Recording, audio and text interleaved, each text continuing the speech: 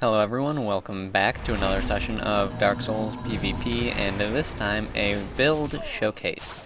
Now, this build is my faith build. It is the one that I used in my excuse me, in my more recent video titled "And Now I Have Faith." And I had a few people asking exactly what the build was and a few questions about it, so I decided I would do a showcase on it, and well, this is it. So, getting started with the build, it is a level 126. It has 37 vitality, 23 attunement, 41 endurance, 24 strength, 14 dexterity, and 50 faith.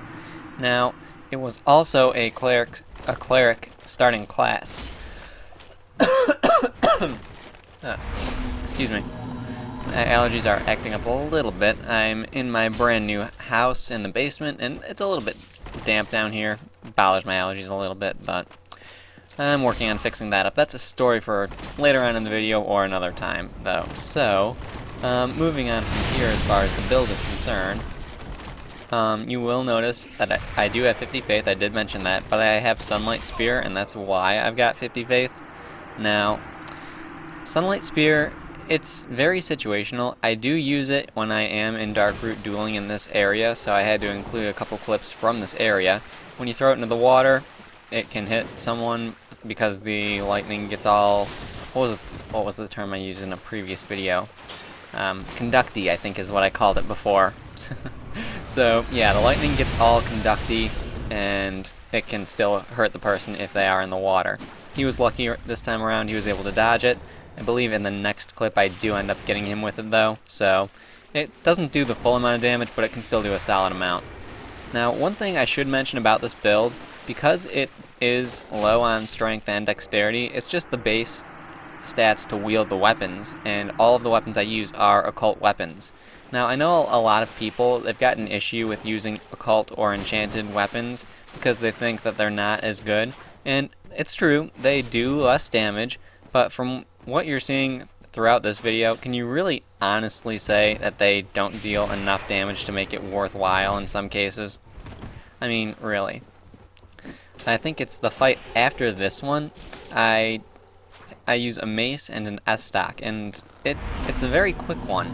So even though the weapon is not dealing full 100% physical damage, even though it has to go through two different sets of resistances and defenses or whatever, it still does a very good amount of damage. So, using occult and enchanted and magic and divine weapons, it is a viable thing. And people generally, they don't do that. They're like, oh no, I want the full physical damage because that's what everyone else does.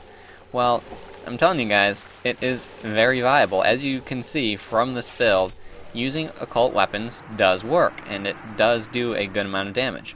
So, hopefully we can see a bit more variety in what people are using, because, I mean, it's very focused on just using the physical weapons, using the physical damage only, plus 15 weapons. And yeah, that's great and all, and that's good for quality builds, but in the case of a faith build or an intelligence build, where you want to be able to use your spells, use your sorcery, miracles, whatever, you want to be able to have more stats put into those things while keeping your level lower. I mean, if I was to put up this character, put up their levels, this one's levels, so I could use a quality weapon and get the full potential out of that and still have faith, that would be very difficult, and I would definitely be over level 125, that's for sure. So, it's really not a bad idea to try it out. I mean, I get that some people might not like it still, but it's really worth testing out sometime. I highly recommend it. So, anyway, some other things I should mention about the build. Because I am in the Warriors of Sunlight Covenant, I have to use cracked red eye orbs to get invasions as a Dark Wraith, or I can be summoned, of course. But for the majority of my invasions, I was using a cracked red eye orb and summoning someone, so it is what it is.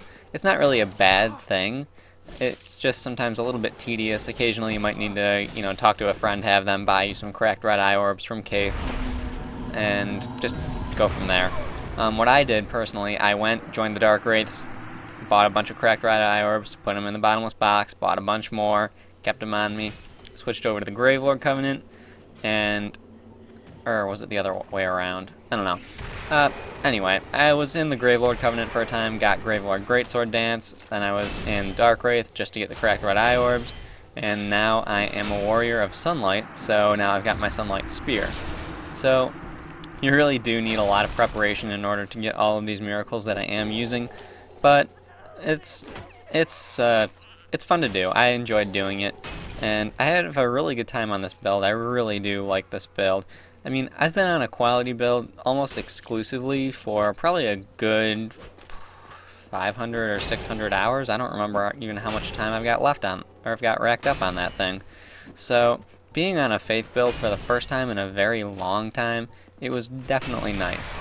So, I mean, I like my miracles. That's just my opinion. Let's see, what else can I talk about as far as the build is concerned? Now, let's see, because it's got the total of 24 strength and the 41 endurance, I'm able to move and wield weapons that weigh up to 10 weight and are requiring 24 strength. So I've got the Zweihander and the Server as my high-end weapons as far as the weight is concerned.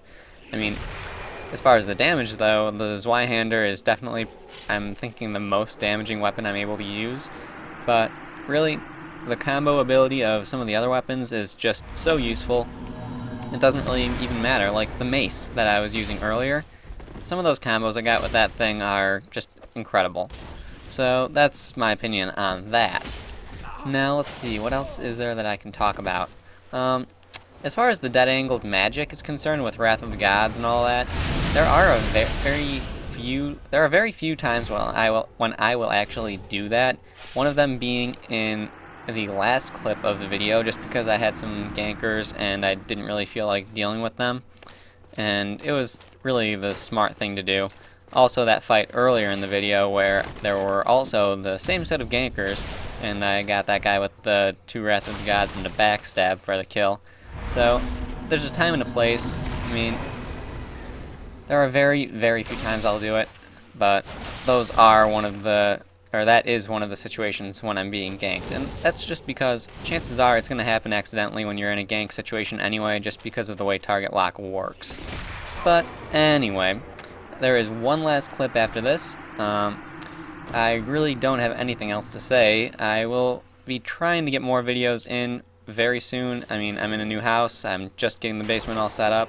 So just bear with me, guys, and more will be coming as soon as I can get it out, alright? So this is the last clip. I hope you guys enjoyed the video. If you have any questions, feel free to ask, and I will see you next time.